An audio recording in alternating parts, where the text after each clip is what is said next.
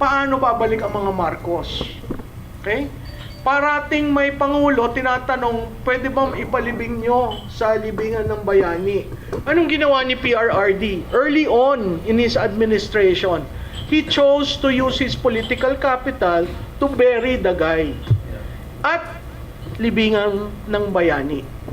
So, kung ito hindi nasa isipan ng ating Pangulo, hindi ang problema kay PRRD, ang problema nandun sa Pangulo, no? So, history na yan, kasaysayan na ho yan ang nag-set niyan. So, kailangan po nating maintindihan ang mga bagay-bagay na ito na kahit sa international may Duterte pinag-uusapan, pag may kilala kayong international media, tinatanong, how will she be different from the father? So, internationally, everyone knows PRRD. ASEAN level, everybody wants him. Why? Because the mold of leadership sa ASEAN is strong leader. Wala hong nahahalal sa ASEAN na malamya. At pag malamya, naaalis. Nakita niyo nagkudeta, no? Sa Myanmar, sa Thailand, sa Cambodia. Strong leader talaga ang prototype ng leadership sa ASEAN. So, apart from that, makikita nyo rin na napakahalaga na pag-usapan, next slide, yung Duterte as a competitive frontrunner. Bakit to competitive? No? Dahil rinidefine niya yung arena na hindi na siya defendant, ngayon siya ay frontrunner.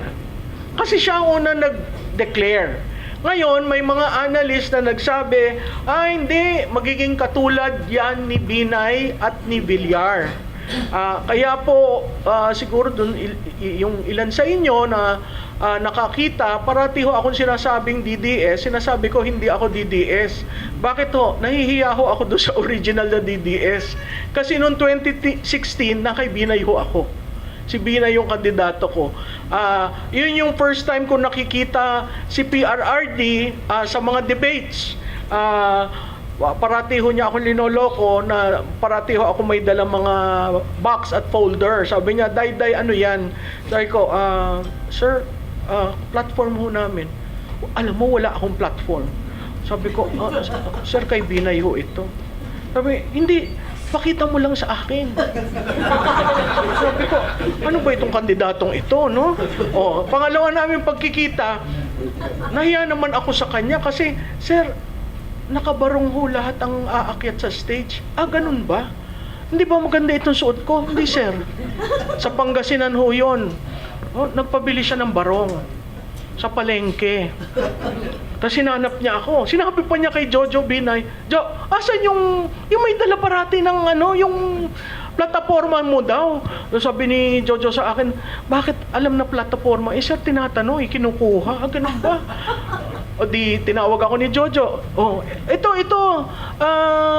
Digong, ito si Malu. Di, formally, nagkakilala kami. Doon sa debate sa Pangasinan. Sabi ko, sir, ba't mo ako hinahanap? Papakita ko sana yung barong ko. Suot na niya. Tapos sabi ko, sir, parang kita ko yung kamisa chino nyo. Ay, hindi ba ito maganda? Sir, si Mayor Jojo, ang daming dalang barong. Si BP Jojo, ang daming dalang barong. Ganun ba? Bakit ho? Kasi yung barong niya, lampas, mahaba, tapos yung t-shirt niya, di ba, pag sa barong, nakikita. Tapos naka-maong ho siya. So sabi ko, sir, ibaba mo yung t-shirt mo para hindi, ganun ba? May ganyan-ganyan. Alam mo naman sa amin, wala kaming ganyan-ganyan. Sabi ko, sige. Pagkatapos, sir, wag mong i-roll yung barong. Bakit Makati? Kasi sir, cheap yung binili mo. Hindi ba kakatihin ka kung galing sa palengke? So sabi ko, pero nakabarong ako ha? Oo, sir, pero hindi, parang okay na yan. Basta nakabarong ako. Sige. Yung sunod na pagkikita namin sa debate rin, nung ayaw lumabas ni BP Jojo, Sabi niya, Day, ano ba yung iyong kliyente? Ba't ayaw lumabas? Sir, kasi magpe-present kami ng data. Wala ng data. Tinan mo ako kung magtanong. So, yung pagiging kilala ko sa kanya sa debate, yung first debate, na lahat kami nakunan ng litrato ng GMA7 na nakanganga.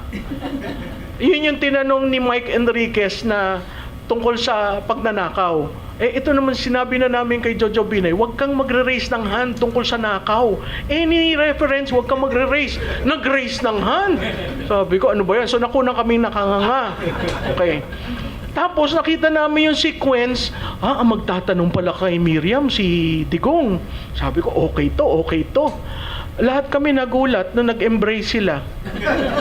Ano ang tinanong ni Digong? Miriam, how are you? Sabi ko, ano ba naman ito? Debate ito. Tapos, tapos si Miriam naman sumagot, if there will be a president, it's him.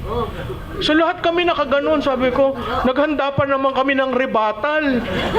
Nung nagtanong na si Miriam sa amin, matindi. Sabi namin, after nung debate, sabi ko sa kanya, Sir, anong magic mo? Bakit ganon? Wala. Kayo, aral kayo ng aral. Tingnan mo ako, ganyan lang ako. Tapos kay Grace, yung medyo nahulog kami sa tanong niya, kung 3:00 ng madaling araw at may pumutok, anong gagawin mo? Lahat kami nagtinginan. Sabi ko, ano ba ito? Magaling ho siya. Kasi, street smart and he can think on his feet. So sabi ni Jojo sa akin, kasi kinuha ako for debate preparation. Sabi ko, Sir, talo na tayo dito. Hindi, Malo. Talo na ho tayo dito. Bakit naman? Tingnan mo, Sir, ganito si Makati. Ganito si Davao. Parehong LGU. Parehong mga mayors, angkor. Naku, nakita ho namin sa survey namin, unti-unti kami nahuhulog. Tapos yung linya na unti-unting tumataas, si Duterte. So sabi namin, ano ba namang style nito? Tinapon niya ang playbook sa pananamit, sa pagiging kandidato, sa panliligaw. Talagang tinapon niya. Tapos wala naman siyang pondo sa ads. 'Di ba? Lahat nasa social media. Tapos, alam mo niyo what broke our back? It was the BGC rally. Kasi sa BGC, late na siyang dumating, hinihintay siya ng tao. Yung sabi ni Jojo, nasaan kayo? Sir, nandito kami sa BGC. Anong ginagawa niyo dyan? Tinitingnan ho namin reaksyon ng tao. Bakit? May iba pa bang reaksyon?